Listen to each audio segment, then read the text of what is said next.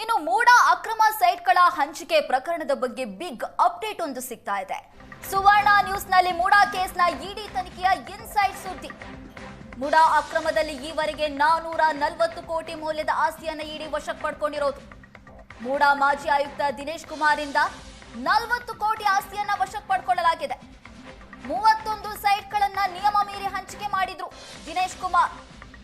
ದಿನೇಶ್ ಕುಮಾರ್ ಅನ್ನ ಬಂಧಿಸಿ ವಿಚಾರಣೆ ನಡೆಸಿದಾಗ ಅಕ್ರಮಗಳೆಲ್ಲವೂ ಕೂಡ ಬಯಲಿಗೆ ಬಂದಿರೋ. ಈ ಮೊದಲು 252 ಸೈಟ್ಗಳನ್ನ ಜಪ್ತಿ ಮಾಡಿತ್ತು.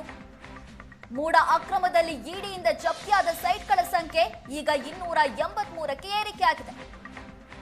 ಒಟ್ಟು 440 ಕೋಟಿ ಮೌಲ್ಯದ 283 ಸೈಟ್ಗಳನ್ನ ಇಡಿ ಅಧಿಕಾರಿಗಳು ಜಪ್ತಿ ಮಾಡಿದ್ದಾರೆ.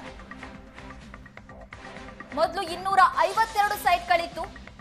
ಈಗ ದಿನೇಶ್ ಕುಮಾರ್ ಇಂದ ಮತ್ತೆ 31 ಸೈಟ್ಗಳನ್ನ ಜಪ್ತಿ ಮಾಡಲಾಗಿದೆ. ಒಟ್ಟಾರೆಯಾಗಿ 283 ಸೈಟ್ಗಳನ್ನ ಇಡಿ ಅಧಿಕಾರಿಗಳು ಜಪ್ತಿ ಮಾಡಿದ್ದಾರೆ.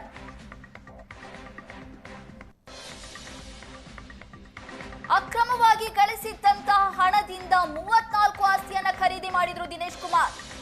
ಅಕ್ರಮ ಸೈಟ್ ಹಂಚಿಕೆಯಿಂದ ಬಂದ ದುಡ್ಡಲ್ಲಿ ಈ 34 ಆಸ್ತಿಯನ್ನ ಖರೀದಿ ಮಾಡಿದ್ರು. 40 ಕೋಟಿ ಮೌಲ್ಯದ 34 ಆಸ್ತಿಗಳನ್ನ ಈಗ ಇಡಿ ಅಧಿಕಾರಿಗಳು ಜಪ್ತಿ ಮಾಡಿದ್ದಾರೆ. ಆಪ್ತರು ಸಂಬಂಧಿಕರ ಹೆಸರಲ್ಲಿ ಬೇನಾಮಿ ಆಸ್ತಿಯನ್ನ ಮಾಡಿದ್ರು. ಮೂಡಾ ಮಾಜಿ ಆಯುಕ್ತ ದಿನೇಶ್ ಕುಮಾರ್ ಅನ್ನ ಬಂಧಿಸಿ ಇಡಿ ಅಧಿಕಾರಿಗಳು ವಿಚಾರಣೆ ಮಾಡಿದ್ರು. ಮೂಡಾದಲ್ಲಿ ದಿನೇಶ್ ಆಯುಕ್ತರಾದಂತಹ ಸಂದರ್ಭದಲ್ಲಿ ಮಹಾ ಅಕ್ರಮ ನಡೆದಿತ್ತು. ದಿನೇಶ್ ಕುಮಾರ್ ಅನ್ನ ಬಂಧನ ಮಾಡಿದಂತೆ ಇಡಿ ವಿಚಾರಣೆ ನಡೆಸಿದಾಗ ಈ ಅಕ್ರಮಗಳೆಲ್ಲವೂ ಕೂಡ ಹೊರಗೆ ಬಂದಿದೆ. ಈಗ 34 ಸೈಟ್ಗಳನ್ನ ನಿಯಮ ಮೀರಿ ಹಂಚಿಕೆ ಮಾಡಿರುವಂತಹ ದಿನೇಶ್ ಕುಮಾರ್ 40 ಕೋಟಿ ಆಸ್ತಿಯನ್ನು ಇಡಿ ಅಧಿಕಾರಿಗಳು ವಶಪಡಿಸಿಕೊಂಡಿದ್ದಾರೆ. 440 ಕೋಟಿ ಮೌಲ್ಯದ 283 ಸೈಟ್ಗಳನ್ನ ಒಟ್ಟಾರೆಯಾಗಿ ಇಡಿ ಅಧಿಕಾರಿಗಳು ಇಲ್ಲಿವರೆಗೆ ಜಪ್ತಿ ಮಾಡಿರೋದು.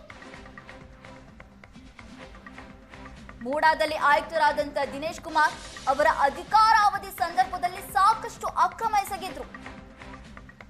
ಇಡಿ ಬಂಧನ ಮಾಡಿ ವಿಚಾರಣೆ ಮಾಡಿದಾಗ ಈ ಅಕ್ರಮಗಳೆಲ್ಲವೂ ಕೂಡ ಬಯಲಿಗೆ ಬಂದಿದೆ.